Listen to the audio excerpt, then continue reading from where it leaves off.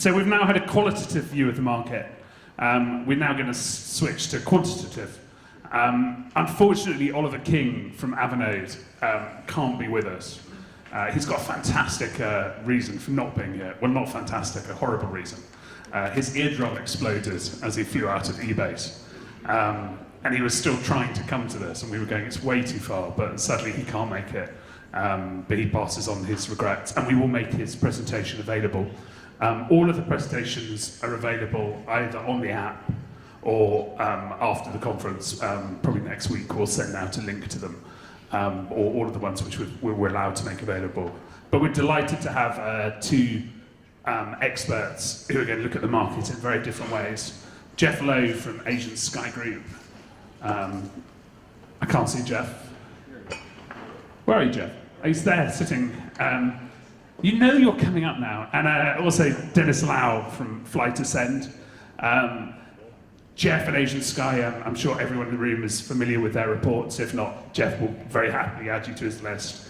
And also Dennis is an analyst at Flight Ascend. You've been there, Dennis, you've been 15 years at Flight Ascend? And you know, which also looks at and tracks the fleet. We're going to structure this with Jeff going first, and then Dennis, and then we'll do joint questions and answers. And please feel free to keep putting them through on Slido. So Jeff, over to you. Thanks, Al. It's interesting to come after the OEMs. Hopefully, what you'll see is, and again, it's much like Al says. I mean, a lot of the information from the OEMs is valuable, and if you will, we take it all in. Now the other side of the coin may be, here's the hard cold data that to a certain degree doesn't lie, and you have to kind of mix that in with it as well. The data, as I said, is a means to an end. It's not a whole assessment of the market, but it is part of what you kind of need to take in on what's happening in the region at the moment. As to the source of the data, just at A-Base, we released our year-end business jet fleet report, and also the current issue of Asian Sky Quarterly. So most of the data that I'm presenting today, and again, I was only given 10 minutes, so really I've just taken some conversation points that may be relevant to the rest of the conference time, so some hot buttons, if you will. I mean, obviously there's a lot more data in those two reports, and so if you want more, you can certainly go online and get those two reports. They're there. So, Asia Pacific. A lot of data on here. The takeaways, though, I think really are, when you look at 2017, the growth in the region was 2.3%, but that was down from 2016, and as you can see from the graph below that, that was a continuation of a decline, contraction in the market, if you will, that we've seen over the last 3 years. Where that growth is coming from, though, again, on the right-hand side, on the left-hand side now, you'll see most of that growth is coming from the Greater China region. And when you break it out into specific countries, you'll see again, really the drivers of the growth in the Asia-Pacific region are the mainland and Hong Kong. That's where the majority of the growth is coming. Some other takeaways, if you will, as I said, hot buttons. The largest market, not surprised, I'm sure it's a surprise to anyone, remains China with 339 airplanes. The biggest fleet addition that we saw in the year was in China, plus 27, and that's net. For those who are not familiar with the way we do the analysis, we look at additions, but we also look at deductions. So for us, and I think it's hopefully the value of the report, we just look at the airplanes that end up in the region. So some come, some go. So the biggest net addition was in China, again, plus 27. And again, so you might have had 90 airplanes come into the region, but 63 left, and so that's how you get your 27. So lots of activity maybe. The largest fleet deduction was in Singapore, and that really is just related to the ZetaJet bankruptcy. So that was kind of one of the single, if you will, causes of that. The biggest market share, as Alicia alluded to, and has been for quite a few years now, is Bombardier at 26%. Biggest category that saw the biggest growth, as we've seen in other years again, is the long-range category. But when you look at actual fleet addition in units, the biggest gainer of the year was Gulfstream. And so when you look at the gross number of aircraft added, so that's new aircraft and pre-owned, Gulfstream almost saw 50 aircraft come into the region, and 27 of those were G650s. In the end, the net for them was plus 15, but still the largest gainer in the region.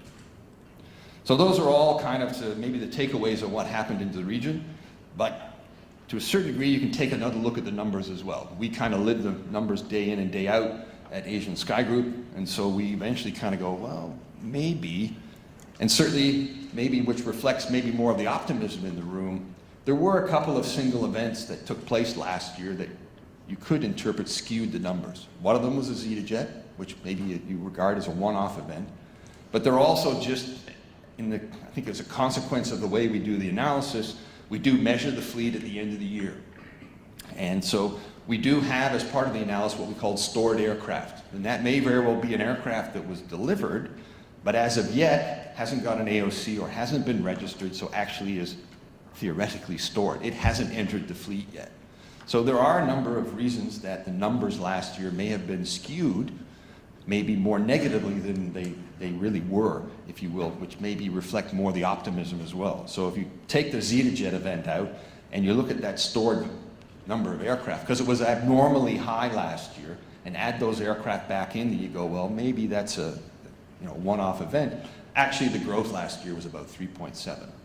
And so that would sort of indicate, certainly, and maybe for the years going forward, again, given the optimism that's probably in the room, that may reflect actually a little bit more how we all felt last year went.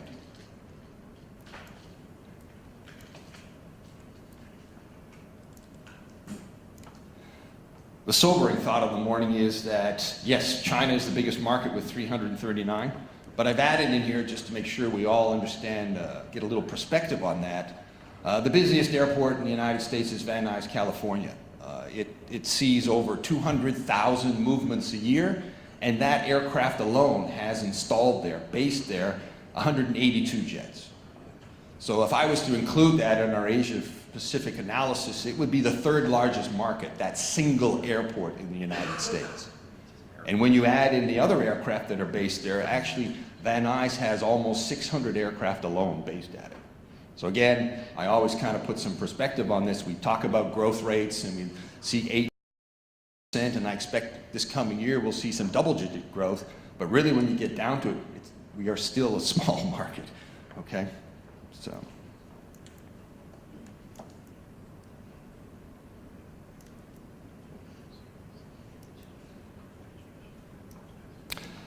Taking a little bit of a further look at China, and here I've expanded it to be the greater China market. So these numbers also include Hong Kong and Taiwan and Macau.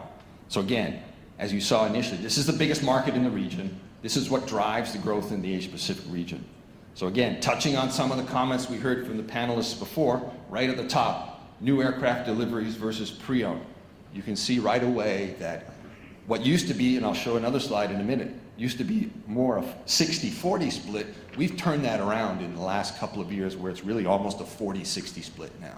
So people were asking about the importance of the pre-owned market, and in particularly in China, it's 60% of the market at the moment.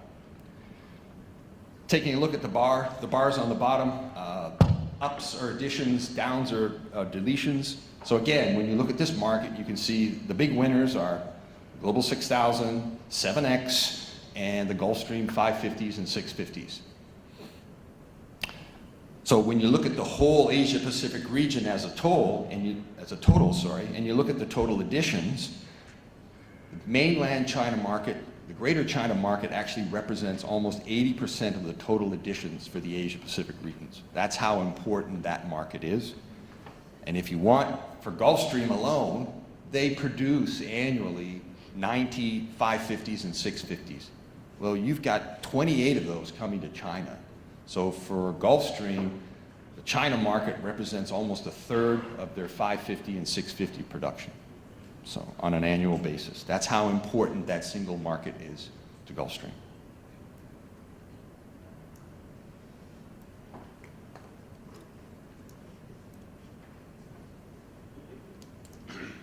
It will change. eventually. Okay. Market share, as I said, Bombardier's been the market leader in the Asia-Pacific region for quite some time. And again, when you look at the dominance of the long-range, large cabin sector, it's not too surprising to see that the winners and losers here are the manufacturers with the big stuff, and the losers are the manufacturers with the smaller stuff. So certainly you see Bombardier's gained market share, Gulfstream's gained market share, Dassault's gained market share, but if you will, the Cessnas and the Hawkers of the world are losing market share. And when you look at the actual market segments, again, down at the bottom, yes, Asia Pacific loves the big stuff. When it's corporate airliners or long range or large cabin aircraft, all those categories are seeing significant growth, whereas mid-size and down is declining.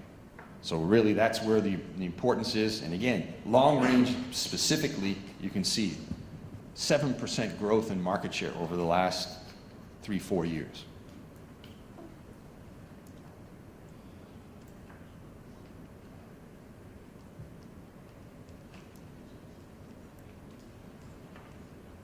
I am pushing the button. Okay.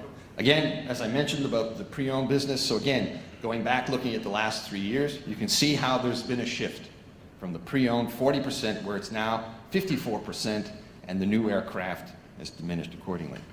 So pre-owned, very important.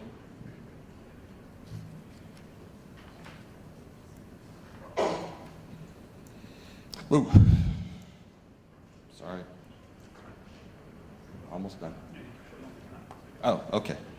So I can ramble on longer,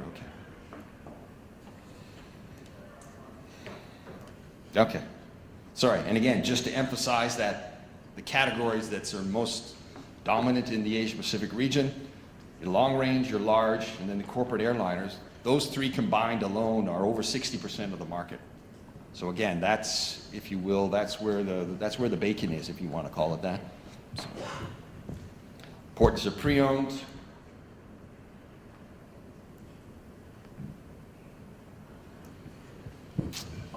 This also re-emphasizes the importance of pre-owned, because pre-owned transactions are not only additions into the region, but they're also the deductions. So again, on a whole, you can see the new aircraft transactions have declined, and that's a continuation from the previous year and the previous year. They continue to decline, but the pre-owned transactions have continued to grow. And then we also now convert that into a dollar value. So again, on an average, and it's consistent with previous year, you know, the total volume, the total transactional value of the transactions that occurred in the Asia Pacific region were just over $5 billion US. And again, probably not too surprisingly for everyone in the room, vast majority of those airplanes, certainly over 50% of those aircraft, are all going to the US market. I mean, that's where most of the aircraft coming out of the Asia Pacific region are finding homes. We do a market survey every 3 months. And I knew Al was going to ask the question to everyone in the room, so we measure optimism as well. And as you can see, really all through 2017, that optimism of the group grew to where, you know, we're at significant highs at the moment. So that certainly bodes well for the industry at the moment, and certainly bodes well for the industry going forward from here. So we get about 500 respondents every 3 months to our survey from within the Asia Pacific region. So again, we kind of break it down by regions as well. But as you can see, overall, the optimism has been growing and growing quarter by quarter. So again, I just wanted to touch on what I thought were some hot buttons. And again, fortunately, I think they were brought up in the previous panel as well. As part of our job here, we continue to hopefully bring, if you will, reports and information to the industry that is valued. As we announced at A-Base, we have two new reports that we've started to work on already. One of them is an economic impact study, and we've been working with the folks at MBAA and Nexus Partners on defining that and making sure we've got a consistent methodology that's been used by other economic impact studies that have been done in the region. It's a big undertaking for us, but I think it's something that the industry needs at this point in time and would be of great value, particularly when we have to go to those, if you will, the local authorities and make our pitch for more awareness. And it's always great to have in your back pocket, oh, by the way, this is what we're worth. And so we've undertaken that study at the moment. And then we've also, it's kind of been a pet project of mine, is we all would like to understand how everyone uses business jets a little bit better in our region. So we've taken on the challenge of trying to get movement data as well. And so for us, that hopefully will end up with looking at traffic and trends when it comes specifically just to business aviation, not commercial aviation. So again, that's a big undertaking that we've decided to take on as well. It's got certainly some challenges, but we're, again, working with all the various aviation authorities and regulatory bodies at all the countries in the Asia-Pacific region to try to get access to that data and then provide it back to the industry that we can then use to hopefully, if you will, further our gains and our advocacy and make sure that we do have a voice when it comes to all the planning that we know needs to take place in the region to address some of the issues that we have. Great. Thanks so much.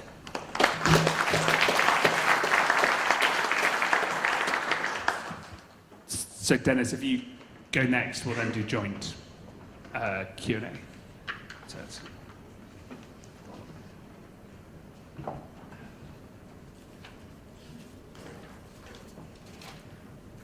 Thank you. Good morning.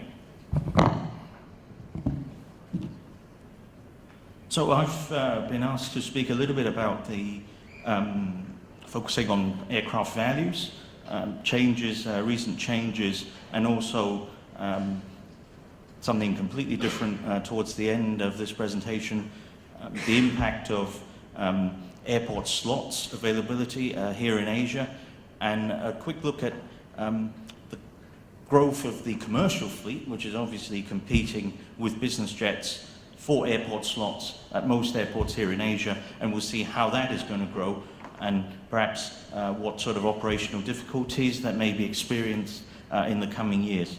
So before I get to the values, a very quick introduction to Flight Ascend Consultancy for those of you who are not familiar with us. We provide data, valuation and advisory services across the aviation industry, and of course in the business aviation sector we're one of the leading appraisers.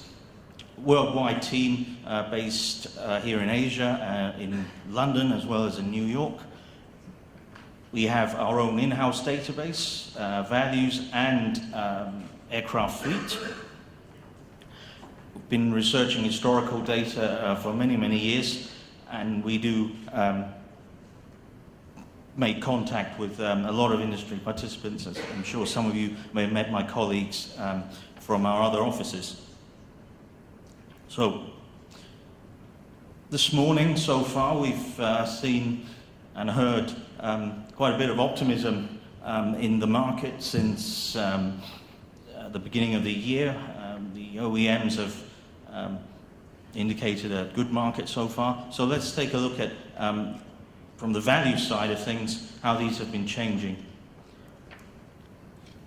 Each year we do a values review of the major business jet types, both in production and out of production.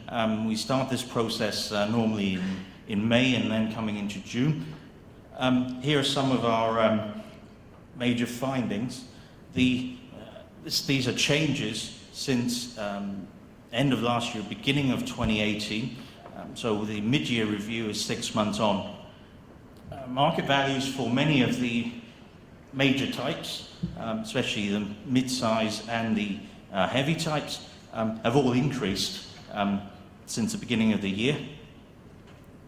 There are more transactions, as has already been noted this morning. The inventory is down, so that's good news, of course, for values.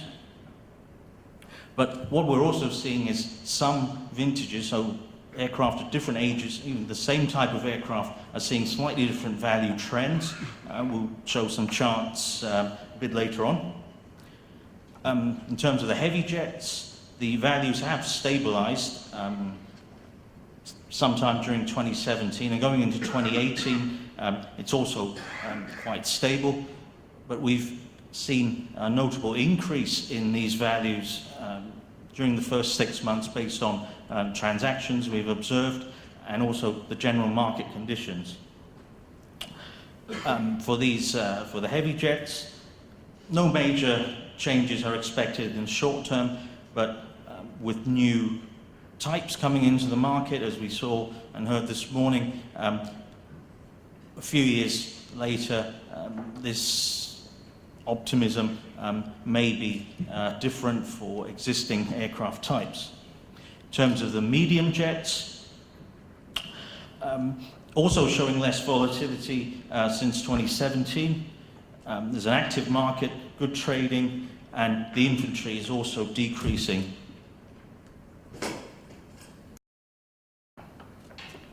So here's a summary I picked a few of the most popular types, both in production and out of production.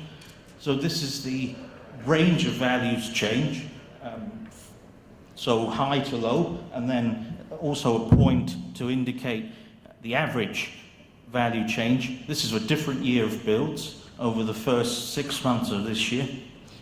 You may notice one particular type is missing from there. That's the global family. The reason is we're still reviewing that. We haven't got the final numbers as of yesterday, so that's not on there, but we're still reviewing for the global and some of the other types as well. Most types, as you can see, seeing quite significant increases. The Falcon 7X on the right there, some of the early build aircraft, we've seen during the first 6 months something like a 22% increase in market value. But it's worth remembering, for all these types shown here, there was a huge drop in market value into 2017, because end of 2016 into 2017, because that was a very bad year in terms of values. And this is now making up that difference. So year on year, the values are still down overall for most types. Something like the G550, that following some extensive research into trading and availability, we've decided not to change our market value into the middle of this year, so it's remained stable. What's worth mentioning is we do this mid-year review every year around about this time, and it's the first time since 2008, so that's 10 years ago, that we genuinely had to increase our market values at this time of the year. Normally we don't do much change for our mid-year review. It's usually the end of the year reviews that really show changes in values, but this year we had to do it in the mid-year review as well, which is another good sign showing the market values are coming back on these business jets. Some of the newer types that I've not put on this chart,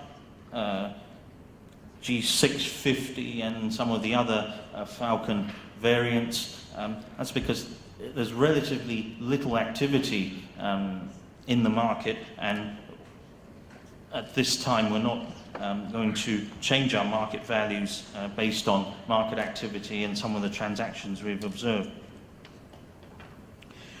Second-hand market is picking up, so the inventory of aircraft available are down, and that has also driven demand for new aircraft, so new deliveries or new aircraft orders are expected to increase. This is of course good news for the manufacturers. So for the next slide, this is a bit of analysis, as I mentioned, on varying value changes that we've done for different years of build of one type of aircraft. So this is the Falcon 7X again. We've listed all the years of build, and as you can see, based on what we've observed in the market, the early build aircraft are seeing the highest value increases, say up to about 22%, and the newest build virtually seeing no change at all. It's of course related to the shift in the inventory, some of the earlier build aircraft getting placed during early this year, and there's little availability, especially in the US and Europe, and customers which are looking for a used aircraft are turning to other regions. Just as an example, we had observed one sale of a early build 7X in 2007 for about $14 million, and a very similar aircraft that was sold earlier this year was sold for $17 million. And so that's the Falcon 7X. We're going to look at a different aircraft now, which is the Challenger 300. Now, of course, this is now out of production, but the trend is quite different. The early builds are seeing no changes in values, whereas the mid-vintage aircraft, 2006 build onwards, are seeing the largest changes in market value. This again is down to the inventories and also the number of transactions and the vintages that are being transacted. So moving away from values, Flight Ascend, we do a lot of advisory work and market studies. So one of that in the area that we've recently done is the airport's capacity. So we analyze how many slots are actually used based on flight schedule data of the commercial flights of the major airports here in Asia, and seeing just how many slots there are left. And that's the result. You can see across Asia, most of the major airports are showing in red, which means it's already filled to capacity by commercial flights, landing slots, terminal capacity, and so on. And many of these airports are where business jets would want to fly to, and given the growth in commercial airline flights and the preference of airport slots given to commercial flights before business jet gets them, it's going to make for a very difficult operating environment. Some of the biggest airports, we mentioned China a lot this morning during the panels, and as you can see, Beijing, Guangzhou, and Hong Kong are pretty much full. And the other issue with China, of course, is the airspace restrictions. Even if you do have an airport slot, you can't get airborne because of the air traffic control restrictions, en route restrictions, and so on. So it's not looking easy at all to operate in terms of finding somewhere to land or take off from here in Asia. So one final chart. We know there are new airports, new runways, new terminals, but according to our analysis, those planned additions to airports in Asia will still struggle to keep up with the fleet growth. This is the commercial airline fleet growth. We're currently at about 8,000 aircraft. And by our forecast, by 2036, so just 18 years or so from now, the fleet is going to more than double. And with China taking almost 40% of that fleet, airport slots, runways can't come quick enough, and we'll still be struggling to cope with this additional normal passenger traffic.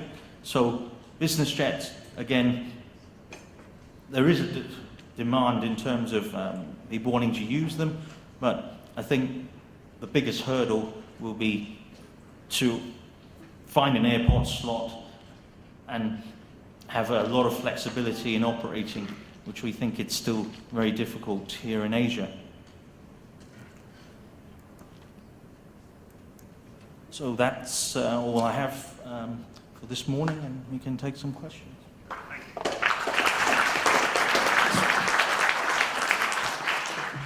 Thanks, Dennis, for depressing everyone. Okay, first question. I've got hundreds of questions for you, so we're going to rattle through these quickly. Ernie Edwards gets to go first because he's the first person to put their name on a question. Jeff, are pre-owned aircraft staying within Asia and trading within Asia, or are they exiting and others coming in? It's everything, and again, I hate to do this, but if you go to the fleet report, we do, as I said, break down the transactions, and we do look at the number of transactions that are going out of the region, but also look at the transaction and the flow of, if you will, deals that happen within the region as well. I would say it's probably a 2/3, 1/3 split. So there's definitely activity taking place within the Asia region, and it is predominantly pre-owned. But then about, like I said, 2/3 of it is going out of the region, and then 50% of that is what goes to the United States. Again, there are specific data that's in the fleet report, so it's broken down in there. Dennis, very quickly, one question we have is, where do you get your data from, or your data from, for the Americans? Where do you get your data from? Okay, the values data, because we do... Sorry, values, yeah. Yeah, so we do appraisals. We appraise lots of aircraft, business jets included. So we actually see a lot of transaction data, what people are paying for these aircraft, and we talk to the market. My colleagues in the business jet team, they're all over the world talking to the market, and we get actual transaction data, and we have a model that we've been using for many, many years, and we put all this data into a model and then normalize the data and to come up with fair market values and other values. Okay, another question for you, although Jeff, you can also chip in because you also sell a decent number of aircraft as well. Dennis, do you see that Asian aircraft are perceived to be substandard condition, with corrosion records? It's something that was launched yesterday at ASBA. It's creating a working group to try and make sure that the aircraft are kept in good condition in the region. Yes, especially from what we've seen, aircraft coming out of China, the condition is a bit of a concern for some buyers that are not in China, if they're trying to sell overseas. Apart from physical condition, the interior of the cabin, I've heard people smoking in the cabin, so it's a bad smell. And also the interior, the taste of the interior, I think the colours and fittings may not be to everybody's liking. So some of the appraisals we've done, yes, we had to mark them down for not so, I suppose, user-friendly cabin in terms of colour and decoration. Jeff? I think to a certain degree Asia gets a bad rap, okay? I think in every market in the world there are owners with poor taste. And so, and again, I think it's, you certainly, and it was an issue that came up yesterday at the ASBA AGM. And I will always say, look, there are well-maintained airplanes and there are badly maintained airplanes. There are good management companies and there are bad management companies. I can certainly point you in the direction and say, look, fantastic operator, you can eat off the floor of his hangar, and he he nurses his aircraft. But yes, there are some that have been outside, stuck in Pudong, and that have got corrosion problems. So, but I don't think, I think a lot of it is an education that people automatically perceive the Asian airplanes as being of a lower standard and immediately apply a percentage to reduce the price that they offer for it. But certainly our role as if you will, resellers, brokers, whatever you want to call ourselves. I mean, and Jerome kind of touched on this as well. I mean, we're dealing with a lot of first-time sellers and first-time buyers as well, and a lot of what we have to do is educate them. And again, yeah, there are good airplanes and there are bad airplanes. I don't think to broadly, paint the whole fleet in Asia Pacific as substandard is not right. So. I thought you were going to say that anything sold by us is obviously top standard. Asian Sky, you already touched. Well, I mean, and David, as David talked about it yesterday, I mean, a lot of the problems is you get the aircraft into a facility and start doing your PPI, and that's when you start to see the corrosion issues. And again, it's just you have to manage that problem and certainly manage the expectation of all the parties involved. So something else Jerome touched on is another question where someone said, "I've heard that Asian buyers have not." I like capitals, accepted the fact that their assets have dropped as much as they actually have. Is there a false market price in China? Dennis? To a certain extent, yes. I mean, we're seeing this both in business jets and we do with the commercial aircraft, the airliners as well. That's even more so if you look at aircraft trading out of China. Yes, when we produce an appraisal report, we have a final value. This is what can be achieved, and a lot of our replies from our Chinese customers are saying, "Is that it? We think it's worth a lot more."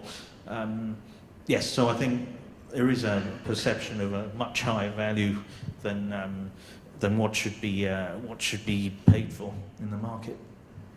Yeah, I would second that as well. And again, it's, as Jerome touched on it as well, there is an education process.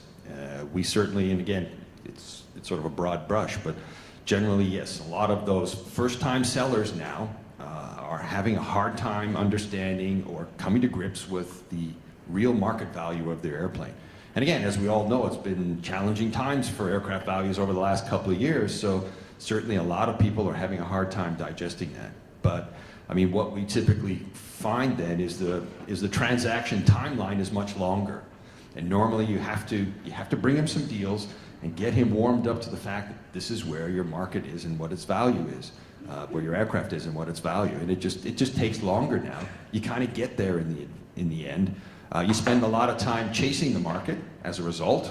It happens all the time. I mean, we're probably like of other providers in the room, we provide a very analytical approach to the reselling process, if you want to call it that, where we look at the market, we look at what's available, what's sold, and provide all the data. But despite that, the client, and he's the client, he decides what the asking price at the end of the day. He says, well, look, it's on my books at this, or I think it's worth this, so that's what we go to the market with. And eventually you bring him some deals, and he kind of understands, and then he goes, okay, I'm ready to accept that price you showed me before. But then you go, well, that was 2 months ago. And so now we're 2 months on, things don't stay the same, and you go through the process again. And I mean, you can talk to others in the room. I mean, it's a 2-3 LOIs before I think the client actually finally moves and understands that he has to get in front of the market and where the value of his airplane really are. I mean, an extreme case was we had a Falcon 900 client who started up at 27 million because that's what he thought. And eventually, a year and a half later, when he finally got his head around everything, it went for 15. And that's how long he chased the market for, and the value that he lost over that period of time. And it would have been the same with any other aircraft type. Any questions? No. Any questions in the old school questions? Oh yeah, we've got one from David Hernandez. The microphone is on its way to you now. Okay. So, question for Jeffrey and Dennis. 2 questions. So, one question. One question, but I'll make it a compound question. For Jeffrey, what we're seeing a lot of stuff, a lot of activity in the U.S. market, but we're also seeing a lot of brokers coming in and doing back-to-backs and line of credit sales, which is kind of artificially adjusting the froth in the market. Seeing a lot of those deals. And do you see that happening here? And for Dennis, with your presentation, I agree with Al, it's pretty depressed. But has there ever been a study of how many airports are needed to meet this demand? Because why would you buy a plane if you can't operate it? Okay, so let's go with the second question, having asked two. Airports. How many airports does the region need? Yes, we've been trying to come up with an answer ourselves. For somewhere like China, the policy of actually the type of airport being built, I mean, the things like general aviation airports, they call, which are easier to get approval, that it has to have a limited runway size and area, different restrictions, and it can be counted as a general aviation airport. There are hundreds of those being built right now, but whether many types of business jets can actually use it because of the restricted runway and the actual airport size. So I think to come up with a number, it's probably very difficult at this stage, given the policies differ between different countries as well. But I think the biggest concern is in China, especially, is the airspace. So even if they have 500 airports that can take business jets, you can't get up in the air until airspace restrictions are eased. I mean, we worked with a major airport in China, advising them on their way forward to build a business aviation hub in this city, and they insisted on building a huge general aviation airport or business jet airport with 5 FBOs, 2 runways, but as soon as you get off the ground, there's nowhere to go. So I think they must sort out the airspace restrictions, en route restrictions, before we think about airports. Okay. Jeff, comments on back-to-backs? It has its place in the market, if you will. For me, back-to-backs, there's certainly at times a necessity for that. The transaction requires someone to be in the middle. Unfortunately, there is it's a smaller segment. There are people that, the back-to-back also, to a certain degree, as we said, we've got first-time sellers, and that does allow, given their ignorance, if you want to call it, to take advantage of them in a back-to-back type of transaction. I mean, but that is a small portion of the market. I mean, there are jurisdictional and other structural issues that sometimes have to be addressed with the back-to-back, and it's certainly, we see it in the industry, it's certainly going on. It's not always bad, some of it is, frankly, but it's certainly prominent in the market, yes. I don't know if that answers the question, really, but... Okay, you're going to answer 3 questions really quickly with a 2-second answer. Why are people buying long range in Asia but only using it for short haul? Plus, are Chinese buyers looking at smaller aircraft? Mostly the long range, because they want big cabins. That's, I mean... Right, that's a great answer. And do you see the market switching, Dennis? No. Not yet. Not yet. Agree. Great answers. Final question. Do you believe there will be an impact on aircraft sales in the region with the growth of branded charter? So I think we're thinking of things like... No, I think it's addressing a whole new segment of the market. Great. And that, on that very quick, short answer, very impressive. Thank you very much, Jeff. Thank you, Dennis.